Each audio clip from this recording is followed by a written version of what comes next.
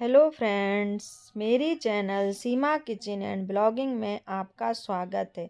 आज मैं बना रही हूँ पापड़ी। यह मैंने बेसन और गेहूँ के आटे से बनाई है।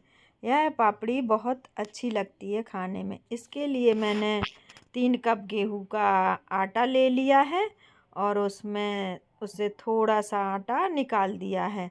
और ये 1.5 कप मैंने बेसन ले लिया है। बेसन कम ज़्यादा अपने हिसाब से कर सकते हैं। 1 कप भी डाल सकते, 1.5 कप भी, जितना आपको डालना है उतना डाल सकते हैं। और फिर इसमें थोड़ी सा जीरा डाल दिया और थोड़ी अजवाइन डाल दी। मैंने दोनों डाली हैं। आपको जो पसंद है आप वो डाल सकते हैं, दोनों या एक कोई भी है। फिर अपने टेस्ट के अकॉर्डिंग नमक डाल देंगे और सबको एक साथ मिला देंगे। फिर इसके बाद हम इसमें मोयन के लिए थोड़ा सा तेल डालेंगे। ज़्यादा नहीं डालना है, थोड़ा ही डालना है। और मोयन ज़रूरी नहीं है, ऑप्शनल है। अगर डालना है तो अच्छा है, डाल सकते हैं, नहीं तो स्किप भी कर सकते हैं। मोयन डालने से थोड़ा और अच्छी सॉफ्ट होती हैं और क्रंची होती हैं, ज़्यादा कड़क नहीं रहती हैं। तो इसलिए थोड़ा सा मोयन डाल दिया। अब हमें इसका आटा गूँथ लेंगे और रोटी की तरह आटा गूँथना है, जैसे रोटी का बनाते हैं, रोटी से थोड़ा सा टाइट। तो आटा यहाँ गूँथ गया है। 1 कटोरी पानी इसमें लगा है आटा गूँथने में। तो अब हम आटा को 5 मिनट के लिए रेस्ट पे रख देते हैं ढक के। फिर हम इसकी लोइयाँ बनाएंगे और लोइयाँ बना के छोटी छोटी लोइयाँ इसकी काटेंगे। देखिए, यह पापड़ी आप होली में बनाइए और नॉर्मल टाइम में भी बनाइए, बहुत अच्छी लगती हैं।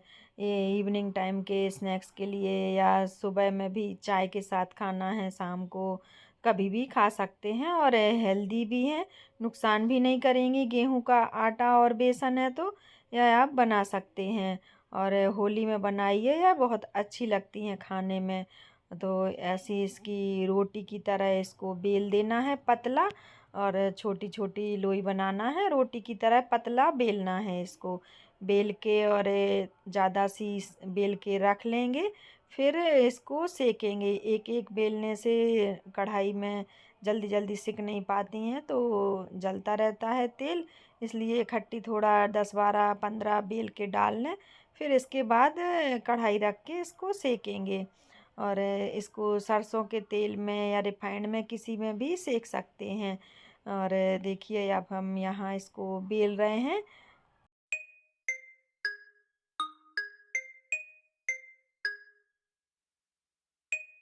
देखिए, हमने यहाँ ये बेल के डाल ली हैं। एक कपड़ा कॉटन का बिछा लिया है और उसके ऊपर बेल बेल के डाल ली हैं।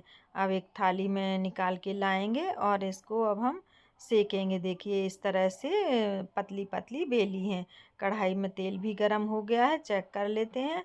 अब इसमें हम ये पापड़ी डालेंगे सेकने को। इसको हम लोग के घर में पपड़ियाँ बोलते हैं और कई लोग इसको पापड़ भी बोलते हैं, कई लोग पापड़ी बोलते हैं।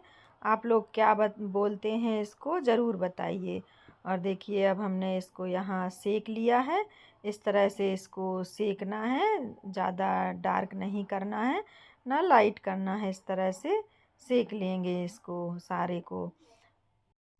और मेरे मम्मी के घर में तो यह हमेशा बना के रखते हैं। मेरे पापा को बहुत पसंद है, चाय के साथ खाते हैं वो। तो हमेशा बना के ही रखे रहते हैं, ख़राब नहीं होती हैं। 1 महीने तक चल जाती हैं, ख़राब नहीं होती हैं। तो मेरी मम्मी तो बना के 10 15 दिन 20 दिन के लिए रख लेती हैं। पापा को मेरे बहुत पसंद है और घर में सभी को भी बहुत पसंद आती हैं ये। और देखिए, यहाँ मेरी सिक गई हैं काफ़ी। मैंने दिखाई आपको। अब मैं और सेक लेती हूँ। और यह बनाने में बहुत इजी है और सभी को बहुत पसंद आती हैं, बड़े बच्चे सभी को बहुत पसंद आती हैं ये। बच्चों को भी दे सकते हैं, नुकसान भी नहीं करना है क्योंकि गेहूं का आटा और बेसन है। तो आप आटा बेसन अपने हिसाब से कम ज़्यादा भी कर सकते हैं। इसमें लाल मिर्च पिसी भी डाल सकते हैं, मैंने नहीं डाली है। आपको पसंद हो तो आप मिर्च भी इसमें डाल सकते हैं। और इसको अचार के साथ, चटनी के साथ, किसी के साथ भी खा सकते हैं। और सूखा ऐसे भी खाते हैं, अच्छी लगती है। और देखिए मेरी यहाँ सिक गई हैं सारी। देखिए अब हम यहाँ आपको दिखाते हैं, देखिए कितनी क्रिस्पी है, क्रंची है और ये बहुत अच्छी बनी है। तोड़ के भी दिखाते हैं कितनी क्रंची हैं। और आप लोग ये पपड़ी ज़रूर एक बार बनाइए, बहुत अच्छी लगती हैं खाने में।